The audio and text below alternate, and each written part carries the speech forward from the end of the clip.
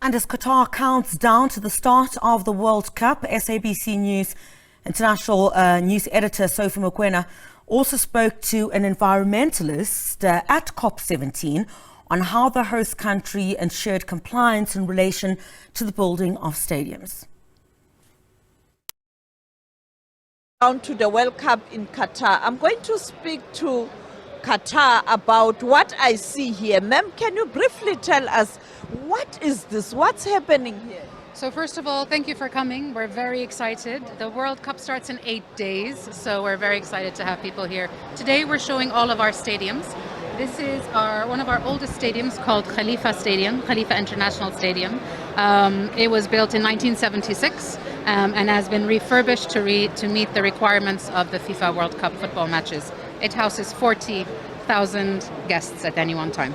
And here we have another beautiful piece. This is one of our most beautiful ones. All of our stadiums are our favorite. This is Lusail Stadium. The final match will be played in this stadium. It houses 80,000 people, so double the remaining stadiums that we have. It's based on the image of the local coffee cups. As you can see, it's a circular image. And all of our stadiums are very sustainable in energy, water, access. So we're very proud of them. Let me show you another. And this one, it looks like a hat. That's right. This is from the traditional Arabic hat called a rafiya, which the gentlemen wear underneath their headdress. And it's designed by a Qatari architect, so we're very proud that it is designed and made in Qatar. It also hosts 40,000 people. So it's called Al Thumama Stadium. What a work! And this one, wow! Education City Stadium. It is in an area with a lot of universities, so they will be able to use it after. It's called the Diamond in the Desert Stadium because of all the diamond shapes that it has. Also very interesting. 40,000 people here as well. Qatar showcasing talent. This one. This is our, like the sand dunes, the emulation of the waves. It's Ahmed bin Ali Stadium, also 40,000 people. This is our famous Al Janoub Stadium. It is designed by the late Zaha Hadid, which is a famous Iraqi-British architect, and it follows the sails of our boats from the fishing villages next to it. Again, 40,000 people, but such a beautiful stadium. When you build this stadium, you also took into consideration the issues of climate change. Of course. Yeah. We had, and so as an exciting example, this is Stadium 974. It is based on the structure of containers.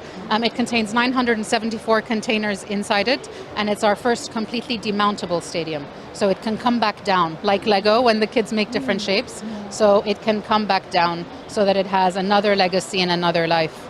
And this is where we will have our opening match. I'll come this way.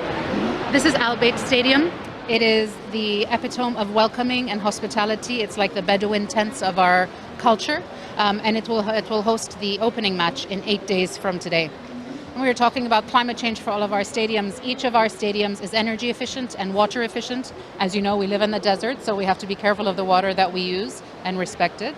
We have conducted an inventory to assess how much carbon we are generating, and we are working on our program to mitigate, offset, and raise awareness. And this is part of our story.